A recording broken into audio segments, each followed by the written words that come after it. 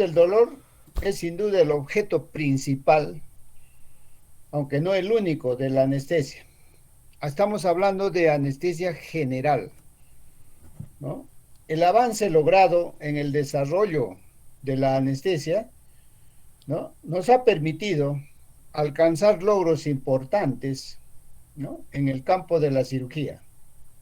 Los conocimientos más detallados, ¿no?, de la farmacología, la fisiología, ¿no?, de los agentes anestésicos generales son atribución más directa del especialista, que como señalamos, ¿no?, requiere de un entrenamiento específico en cada tema. Asimismo, nosotros vamos a ver que la comprensión de nuestro pasado guiará nuestro futuro. La historia de la cirugía vinculada, ya, inexistente en el desarrollo apropiado de la técnica de anestesia, como la historia. Por muchos años se ha venido enseñando el curso, ¿no?, del curso de anestesiología. Entonces ha habido el uso de diferentes tipos de anestesia, porque no solo nosotros nos abocamos a tratar el dolor, sino la importancia también, el sufrimiento, tanto del mismo paciente como de la familia. Y para esto, para lograr eso, tenemos que aprender a manejar el dolor.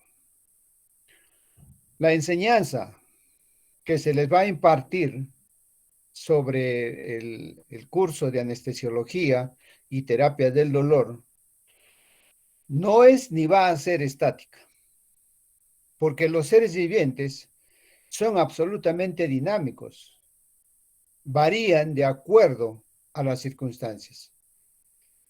Cuando llevamos los cursos de biofísica, vemos todos los cambios físicos que puede haber en el organismo. Y cuando hablamos ya de fisiología, hablamos de medio interno, hablamos de la fisiología del ser humano, ¿no? Y esos cambios dinámicos se van de acuerdo a las circunstancias en cada momento. Entonces, bien claro está que la enseñanza no debe ser estática, ¿no? No debe ser rígida, dirigida a un solo. Cada paciente es diferente. Por lo tanto, no pretendo poner límites o encasillar decisiones clínicas, sino más bien quiero orientarlos para un determinado camino, para un determinado manejo, buscando disminuir las complicaciones de la muerte. Entonces, está bien claro, ¿no?, en cuanto hablamos de generalidades, en cuanto a anestesia. Entonces, en la historia de la anestesiología, ¿no?, vamos a ver que en la pre-anestesia en 1846 se tuvo la fundación de la anestesia. En 1846 a 1900, establecimiento de la anestesia.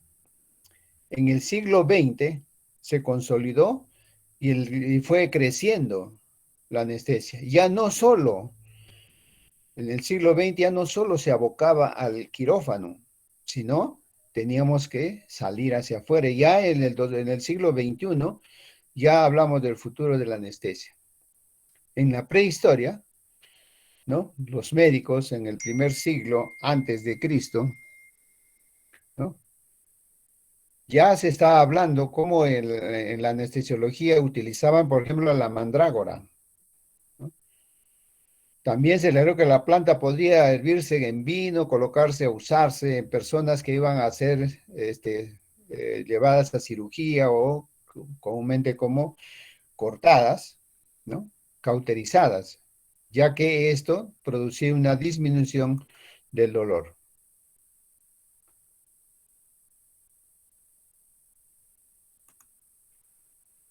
La mandrágora todavía se usaba para anestesiar pacientes hasta el siglo XVII, ¿no? Después de su descubrimiento.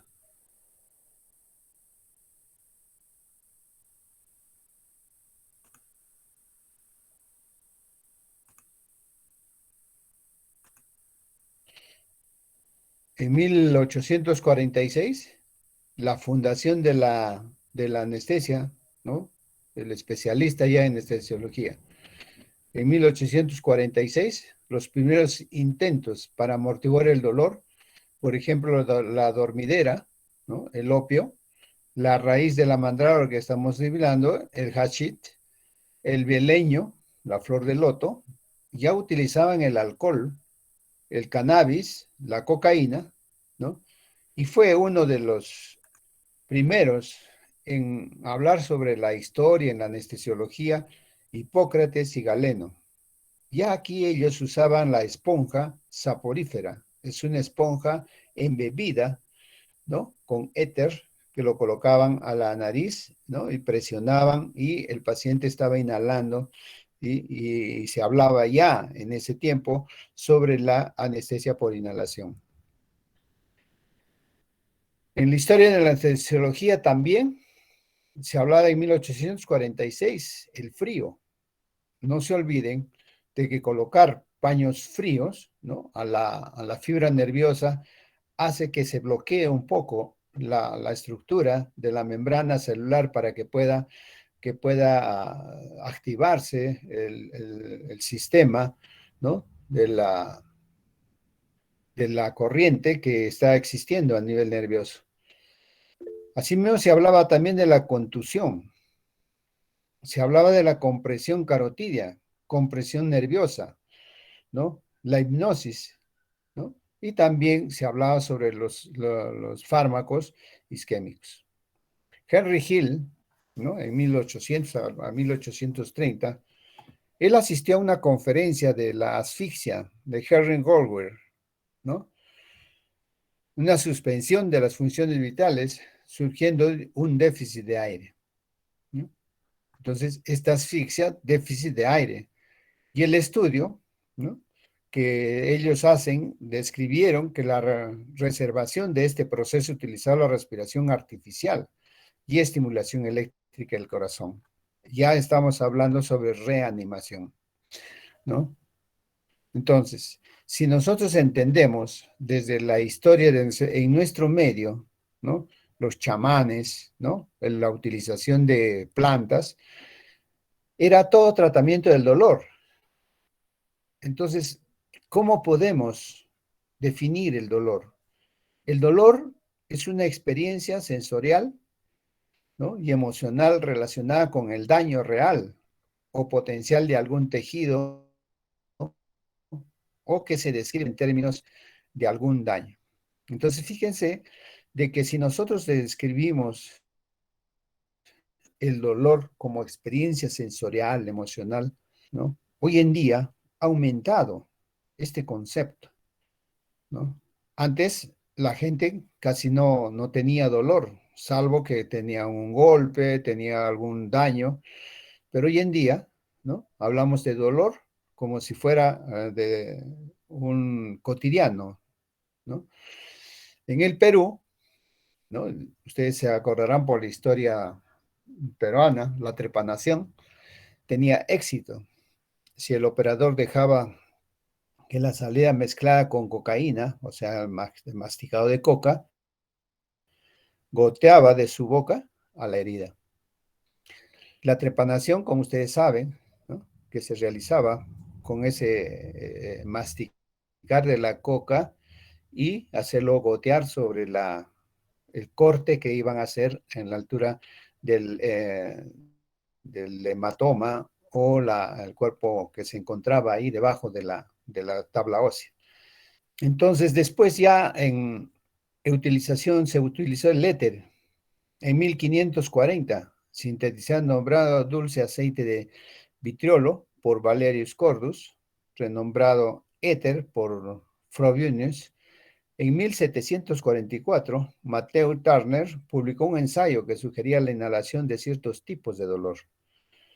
Entonces ya está hablando cómo la profundidad de la anestesia en utilización del éter. Después de 1790, investigadores de Pneumatic de Starling en clínica fue cuando usaron el éter en experimentos, ¿no?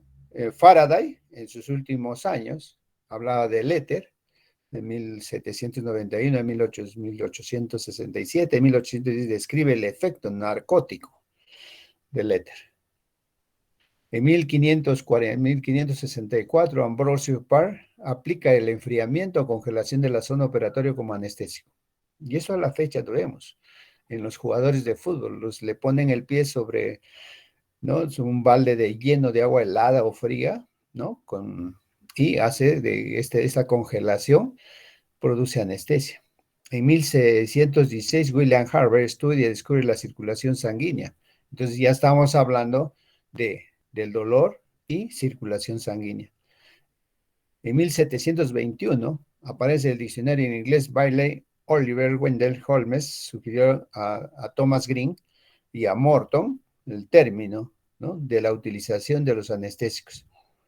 En USA, Estados Unidos, Samuel Guti, Eugenio en Francia, y en Alemania, estos autores sintetizaron ya el cloroformo. Ya no estamos hablando del éter, sino del otro anestésico cloroformo. En 1836, Lafargue de Francia inventa el primer trocar hueco para inyectar la morfina. Entonces estamos hablando éter, cloroformo y una aguja hueca para inyectar morfina, ¿no?, en diferentes sitios. En 1846 se inventó la aguja metálica hueca para administrar medicamentos debajo de la piel. En 1851, Charles Gabriel Pravas inventó la jeringa en Francia. Jon Snow administra el cloroformo a la reina Victoria para que se dé a luz el príncipe Leopoldo, con lo cual se elimina el estigma relacionado con el alivio del dolor durante el parto. Miren que y a la fecha, en 1853, ya se hablaba de tratamiento de terapia del dolor de parto, ¿no? Y lo hacían con cloroformo. En 1854, Wood mejoró la jeringa hipodérmica. En 1874, Ore administra la primera anestesia general endovenosa, ¿no? Freud ya preparó el ciclopropano, cloroformo, ciclopropano, éter. Ya, como hemos dicho, el éter, Benjamin Breuer en 1783 hasta 1862, ¿no? En 1822 demostró en la Universidad de Cirugía que el éter inhalado podría producir insensibilidad en un conejillo de Indias. No, lo más lo hacían en seres humanos. Y el éter actuaba como un veneno, un narcótico, porque si se le pasaba la mano, el paciente fallecía. En la anestesia general inhalatoria, ya en el éter, en la primera cirugía que se realizó ambulatoria, Crawford, Long, en 30 de marzo de 1842, ¿no?, aplicaba el éter, ¿no?, junto con James Vernet en las exéresis de tumor de cuello. Aplicaban con la esponja saporífera y extrajeron un tumor de cuello, ¿no? Eso se hizo noticia, se extendió bastante, ¿no? Y entonces llegaba el éter, ¿no?, a la anestesia y anuncia la primera edición de la Lancet de 1847. Después de la anestesia general, se salió del quirófano para hablar de cirugía ambulatoria y también la anestesia ambulatoria, que fue en 1842. Daniel Bill, ¿no?, en Georgia, Estados Unidos, el doctor Crawford Williams Long fue el primero en usar anestesia éter antes que se extirpe el quiste de cuello, ¿no? Ahí lo tienen ahí, y aquí miren la esponja saporífera, ¿no? Este es el éter, ¿no? Cuando yo llegué hace 30 años acá a Puno, al hospital Manuel Niños Butrón, todavía teníamos estos frasquitos almacenados ahí en el sótano, ¿no? Cantidades de éter que utilizaban. Yo nunca he llegado a utilizar, pero yo cuando estaba de interno de medicina en el hospital Manuel Niños Butrón, ¿no?, veía estos frascos llenos ahí en el hospital. Entonces, en 1846, ¿no?, la técnica no eficaz para proveer bienestar durante el proceso quirúrgico. no teníamos, no se tenía conocimiento sobre el bienestar, ¿no? No se tenía conocimiento de quiénes fallecían o con quiénes fallecían frente a la anestesia. Y entonces empieza a progresar en 1846 el progreso de la anestesiología como especialidad médica ya, evitando las muertes. Entonces ahí facilitó el éxito del procedimiento quirúrgico modernos y complejos. Morton, en octubre, 16 de octubre de 1846, aplicando el éter junto con Warren en el Hospital General de Massachusetts, ¿no? Y también con Gilbert Abbott, ¿no? Acá ellos ligaron una malformación venosa de cuello, ¿no? Como ven acá. Aquí están usando el éter. El 16 de octubre de 1846 se hizo la primera demostración pública de anestesia con éter en Boston, Estados Unidos. Se extrajo a un paciente un tumor de cuello después de entumecerle con éter, ¿no? La esponja, anestesiado, ¿sí? El paciente no sintió el dolor. Por primera vez en la historia el hombre pudo decir que se acabó el dolor. Y eso no era cierto. Antes de la invención de la aguja hueca y las conciencias de la técnica séptica, la única clase de anestésicos potenciales que podían ofrecer una acción inmediata, profunda y temporal, ¿no? Fue la droga inhalada, la inhalación, ¿no? Miren, es una especie de tetera, ¿no? Que se colocaba el éter, ¿no? Y se pasaba al paciente. John Snow, en 1813 a 1858, nacido en York en 1813, se interesó en la anestesia a través del trabajo de intoxicación con fármacos. Investigando en Newcastle, trabajó en Londres en 1836 a 1858 hasta su muerte. Reconocido como primer a tiempo completo, ¿no? Anestesista. Formas de mejorar los métodos de administración del éter. Por eso John Snow lo consideramos hace poco, el día 16 de octubre fue el día del anestesiólogo y se recuerda mucho a John Snow, ¿no?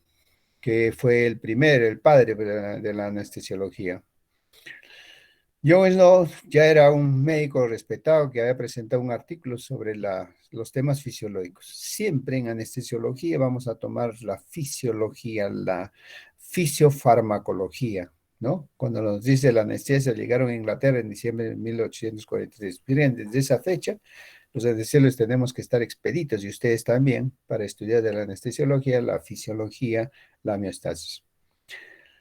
Tomó un intersticio en la práctica de anestesia y pronto fue invitado a trabajar como muchos de los principales cirujanos del momento. No solo era fácil de proporcionar anestesia, sino que también era un notable observador. Su descripción innovadora de las etapas o grados de anestesia con éter.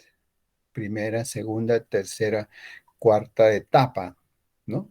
Desde la vigilia hasta el coma, ¿no? Y la muerte. Entonces, como ven acá, esta es la esponja saporífera, ¿no? La cámara de éter, ¿no? Contiene una espiral para que el aire entre a través del tubo era como una tetera de latón, ¿no? Satura el éter, este era flexible a la máscara y la cámara de éter descansaba en el baño de calor de agua. O sea, era una mezcla de calor, vapor caliente, y se llamó la máscara de John Snow en 1847. Después hablamos del óxido nitroso, ¿no? El óxido nitroso se preparó por primera vez en 1773. El que descubrió fue Joseph Priestley, ¿no? Un clérigo y científico inglés que se encuentra entre los grandes pioneros de la química. Al igual que el éter, el óxido nitroso era conocido por su capacidad de inducir agallas y con frecuencia era inhalado por aquellos que buscaban emociones. Era como una droga. No se usaba con frecuencia como el éter porque era más complejo de preparación, incómodo de almacenar. Hasta hoy en día tenemos este problema, ¿no? Después Humphrey Davy, ¿no? En 1778 a 1829, joven que habilidad y energía, realizó una brillante serie de investigaciones de varios gases, pero centró gran parte la atención en el óxido nitroso, ¿no? Las asociaciones a fondo, las máscaras diseñadas, James Watt, el inventor distinguido en la máquina del vapor, y tenemos ya también en 1834 a Colton, ¿no? Que produjo anestesia a indios, y esto fue por error. El establecimiento de la anestesia en 1846 a 1900, la anestesia general es la con éter, también se utiliza el óxido nitroso, el cloroformo, con James Jones, Simon y Jones No. Anestesia local, ¿no? Antes de 1900, ¿no? Anestesia sin sueño. El paciente colocado así como le sacan la muela hoy en día, esa era la anestesia local. Y nuevas técnicas, había muchos sitios. Ya el James Young, ¿no? Simpson, 1881 a 1806, el profesor que se aplicaba en los partos, ¿no? Desde 1840, provee cloroformo y asimismo ya sus amigos segregaron a David Yolo, un químico. El cloroformo seguro y popularizado. ¿Qué tan seguro era? No sabemos. Y lo utilizan especialmente en obstetricia. Y ustedes van a entender que esos fármacos no se utilizan en obstetricia, ¿no? Porque de acuerdo a la farmacología, a la fisiología, produce parálisis de la fibra muscular uterina, por lo tanto se produce una atonía uterina y fallecimiento del paciente. Miren el cloroformo, ¿no? En 1831 fue sintetizado, el 1833, Cynthia Guthrie se anestesió accidentalmente, en 1847 primer uso clínico, en 1846 James Jones Simpson usó el cloroformo para anestesia obstétrica, ¿no? Eh, este se utilizaba con un inhalador de regulación. En 1847 a 1848 el cloroformo, ¿no? Se utiliza con la eclipse del éter. Hannah Griner, primera muerte de anestesia. ¿Cuántos más había muertos? Mucho más antes. Como siempre, en quirófano no se lleva porque no conviene llevar las muertes que se producen. Y en ese tiempo, en la historia de la anestesiología, nadie hablaba de que ha muerto, ¿no? Por el fármaco que estaban utilizando. Joseph Clover, ¿no? Fue el primer anestesista en administrar cloroformo en las concentraciones conocidas a través de la bolsa de, miren acá, la bolsa de trébol. Ya después de 1877, el trébol favoreció una secuencia de óxido nitroso y éter. Y aquí ya estamos hablando de una combinación de fármacos. Las máquinas portátiles de anestesia que el diseño fueron el uso popular durante las décadas después de su muerte. Joseph Clover, en 1825 al 82, se convirtió en el principal anestesista, el primer médico anestesiólogo de Londres después de la muerte de John Snow en 1858. Clover, ¿no? Anestesista, se anestesia a un paciente con cloroformo y aire, pasa a través de un tubo flexible a una bolsa de trébol. Miren acá las técnicas de anestesia en el siglo XIX. Ya a los principios del siglo XX, el desarrollo de la tecnología, aparatos anestesiológicos, tenía un centro en los Estados Unidos, principalmente durante los primeros 20 años.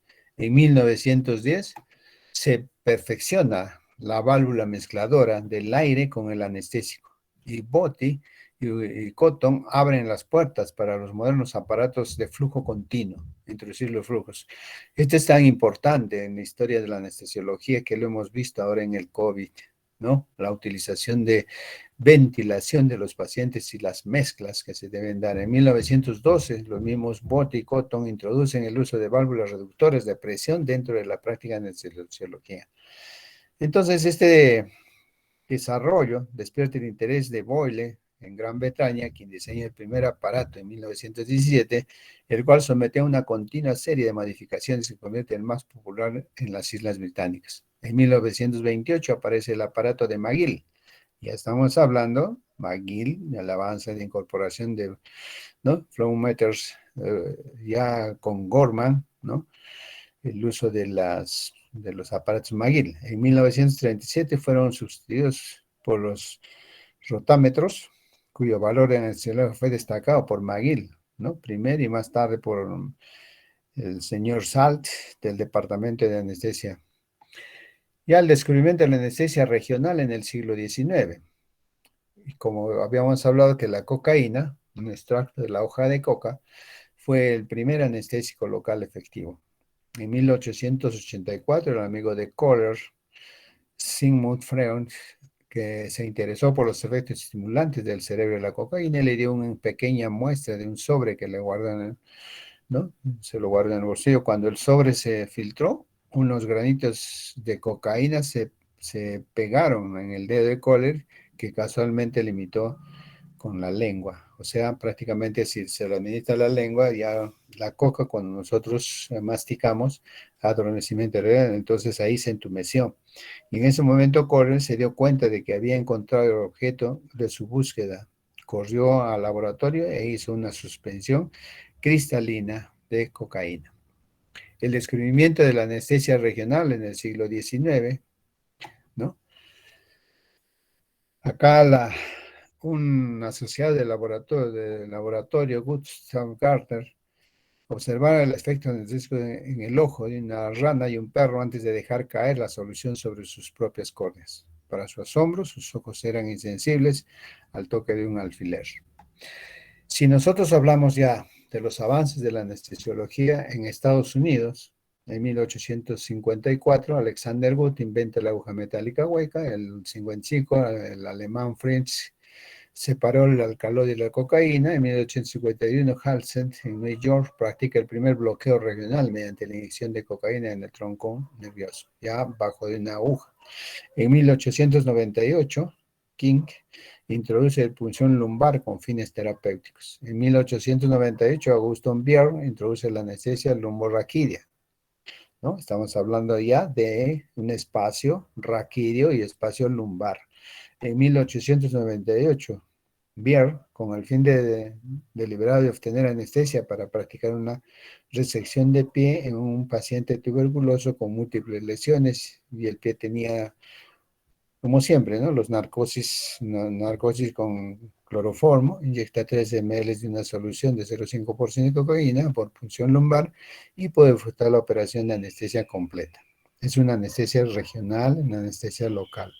Y el primer éxito en la anestesia peridural es obtenido preguntando por Sicar. Ya estamos hablando, ya no en el espacio aracnoideo, sino estamos hablando en el espacio peridural, ¿no? Que ya vamos a ver.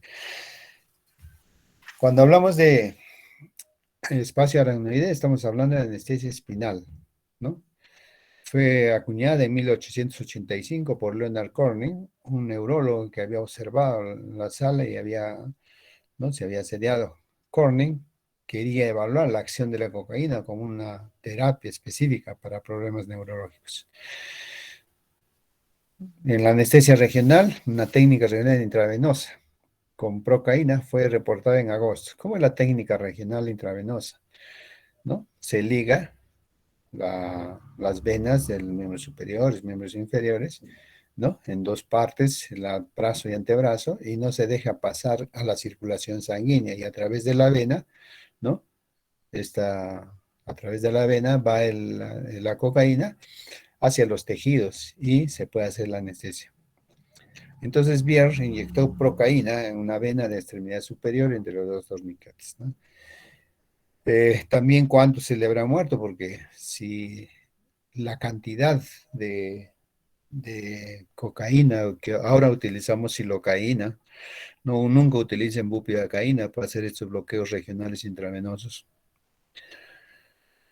Esto también se llamaba como bloqueo de Bier, ¿no? Se usó durante muchas décadas hasta que fue reintroducida 55 años después de Mackinnon Holmes.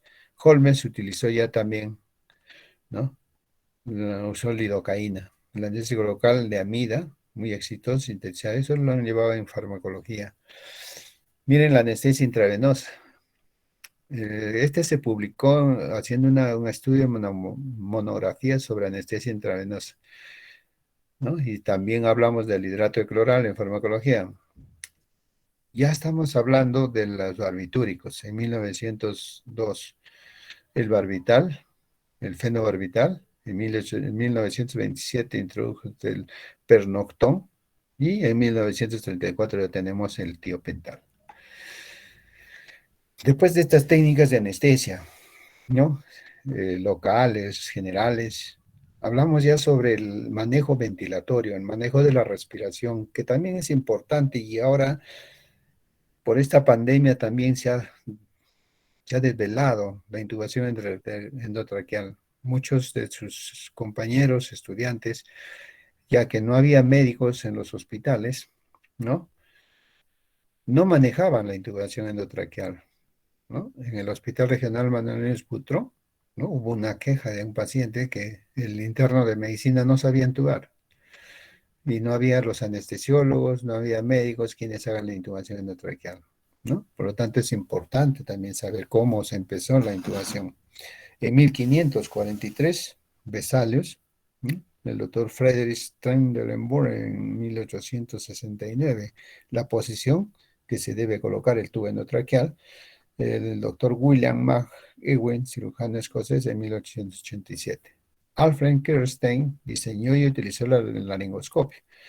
Entonces, la intubación, para hacer la intubación necesitamos una laringoscopia en U, y es una intubación endotraqueal, el cual perfeccionó Clara Jackson, ¿no?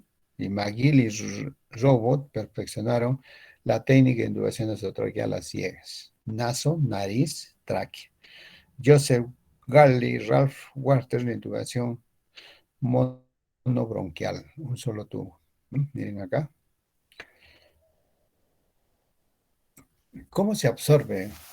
Entonces, cuando nosotros aplicamos la técnica de anestesia inhalatoria, estamos hablando de la absorción del dióxido de carbono. En 1915, Jackson publicó la utilización del circuito cerrado, ¿no? El circuito cerrado, si entra oxígeno, debe salir CO2. Eso es lo fisiológico. El intercambio, ¿no? El intercambio de oxígeno con CO2. Entonces, aquí teníamos entendido de que el hidróxido de sodio, el calcio, ¿no? Tenían que ver prácticamente con este intercambio a nivel de la membrana alveolar, ¿no? Posteriormente, mejorado por Waters en 1923 y en 1928 los doctores Waters y Guttell implementaron el manguito inflable del tubo endotraqueal. El manguito inflable es un globito, ¿no? Después de las cuerdas vocales se tiene que inflar. Asimismo, también en la historia de la anestesiología ya pasamos a la máquina de anestesia. Ya esta máquina de anestesia, miren cómo era, ¿no? Antiguamente, yo le llegaba a conocer todavía esta máquina de anestesia en Lima, en el Hospital Naval, donde hice mi residencia, ¿no? Y ahora actualmente, miren cómo es la máquina ya más sofisticada tecnológicamente, con sus monitores, ¿no? Multiparámetros, monitores respiratorios, ¿no? Sus vaporizadores, ¿no? El monitor de los vaporizadores y los corrugados, ¿no? Los tubos que van conectados al paciente, ¿no? Con sus controles. Entonces, James Watt, ¿no? Eh, Hablaban sobre ya los primeros informes sobre la máquina anestesia.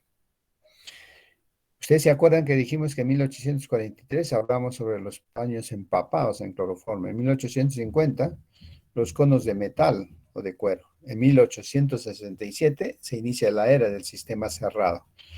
En 1895, nuevamente el interés de los sistemas abiertos.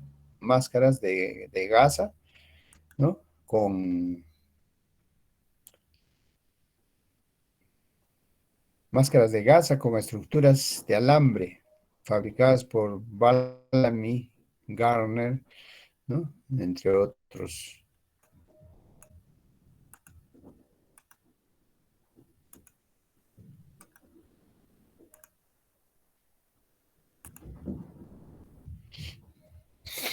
Aquí tiene la máquina de anestesia. Aquí tiene ya la técnica actual, la anestesia raquídea. Miren, esta es la cara del cuello, la cabeza, la columna vertebral, cervicales, dorsales y en la región lumbar. Miren acá, ya en 1920, Rowe Bodman y McGill proponen la introducción de una sonda endotraqueal como técnica auxiliar constituyó una nueva evolución en la aplicación de la técnica inhalatoria. En 1960, Van Poxnack y Ars Tucio estudian la metoxiflorano, cuya característica principal es su gran solubilidad en los lípidos, lo que le otorga un alto poder anestésico. Pero tenemos que tener en cuenta que todos esos fármacos de esos tiempos eran inflamables. Por lo tanto, en sala de operaciones no debía haber nada de chispas eléctricas. En 1963, el anestésico inhalatorio isoflorano fue sintetizado y alcanzando en los Estados Unidos en 1972, en Inglaterra. En 1977, que actualmente utilizamos el sevoflurano. Esto lo sintetizado por Reagan y el desflurano, ¿no? Cabe notar que estos últimos medicamentos son de uso diario en la actualidad en cualquier sala de cirugía. Posteriormente, el monitoreo de los pacientes. Porque no solo eran las técnicas de dar anestesia, sino cómo se monitorizaban. En 1895, Cushing y Goodman fueron quienes por primera vez utilizaron protocolos de registro. Un invento muy valioso fue el manguito para la medición de la presión, ¿no? Instauración de los valores de frecuencia cardíaca, frecuencia respiratoria dentro de los registros anestésicos. Ya estamos hablando de variables, ¿no? Entonces, multiparámetros, los monitores actuales. Ya el perfeccionamiento de las técnicas de monitoreo ha facilitado a los anestesiólogos el control del paciente, permitiendo diagnósticos a tiempo de patologías, tanto y durante el transoperatorio como durante el pre y postoperatorio. Miren acá, hoy en día, ¿ya? Es impensable someter a un paciente a cirugía sin contar con pulsosímetros, capnografías, analizadores de gases, cardiobioscopios, estimuladores de nervios periféricos, monitores de actividad cerebral, como el índice biespectral. En la pandemia teníamos que utilizar laringoscopios, ¿no?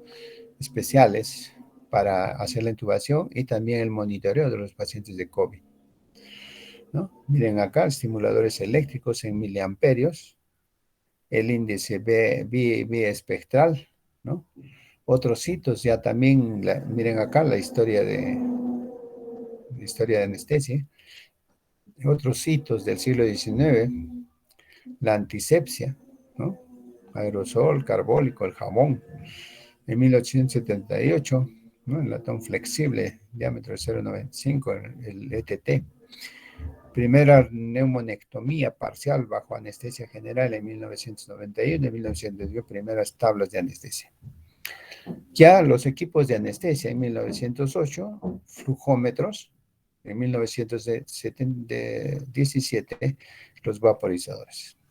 Equipos de anestesia, miren acá estos vaporizadores eran contra antiguos. En 1926 la máquina demandada por Mackenson, flujo intermitente. En 1932 respiración artificial a través del ventilador. En 1940 vaporizador de agua con oxos. Equipos de anestesia, clasificación de los circuitos de respiración, ventiladores, ¿no? Circuitos de ventilación. Entonces, si nosotros entendemos la historia de la anestesiología, ¿cuál es el futuro de la anestesia? ¿No? Los robots, ¿no? Nanorobots, ácido gamma aminobutírico, unión neuromuscular y receptores opioides específicos, ¿no? Entonces, ¿cuáles son las ventajas de los nanorobots? Como los nanorobots son entidades no biológicas y no generan actividades dañinas, no habrá efectos secundarios. Son útiles tanto en anestesia general como en regional, siendo altamente específicos y orientados a objetos, reducir la mortalidad y la morbilidad asociada a la anestesia.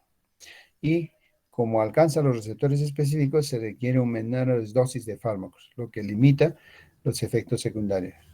¿Cómo se unen los receptores terminales? No habrá picos y valles en los pacientes. Entonces, este futuro de la anestesia es conocer prácticamente la biología molecular, ¿no? Receptores. En la anestesia general, vinculación de la nanotecnología al sistema nervioso humano, regulación de la anestesia por el índice BIS, ¿no? Especialmente biespectral, por computadora, mejoramiento de algunos medicamentos. Esto lo tenemos nosotros en sala de operaciones en el Hospital Regional Manuel Niños Butrón. Anestesia regional, complejos, ¿no? Entre la bupivacaína, ¿no?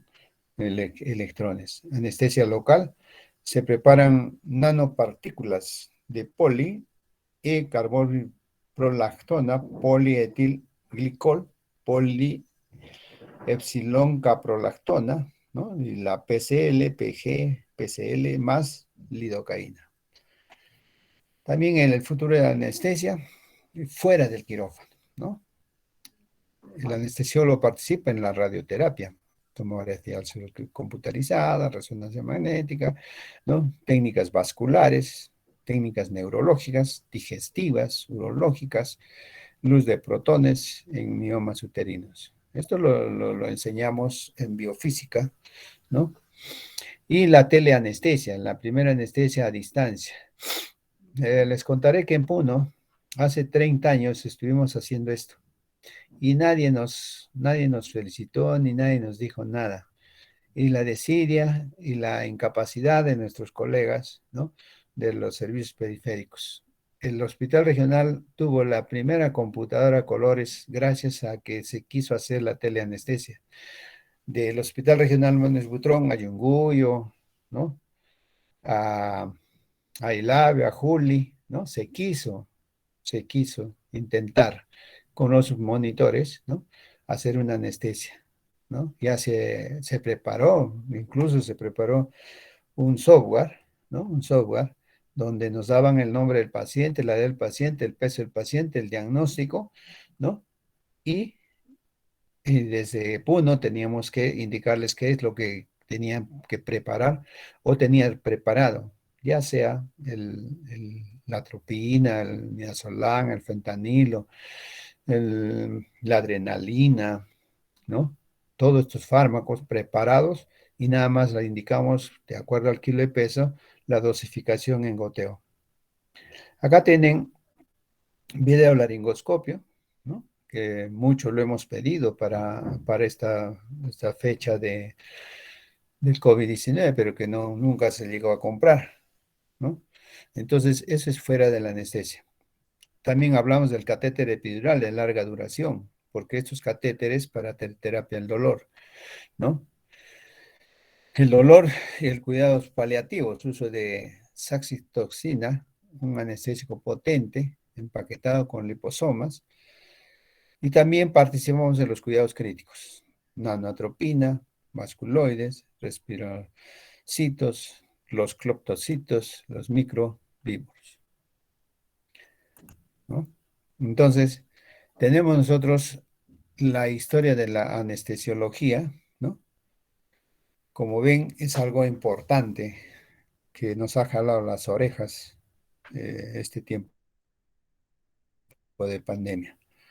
Y lamentablemente el gobierno no equipó los equipos de emergencia de COVID con un anestesiólogo. Solo se hablaba del luciólogo, del cardiólogo, pero no se hablaba del anestesiólogo, tan entendido desde los tiempos pasados hasta la fecha, el manejo de la vía aérea.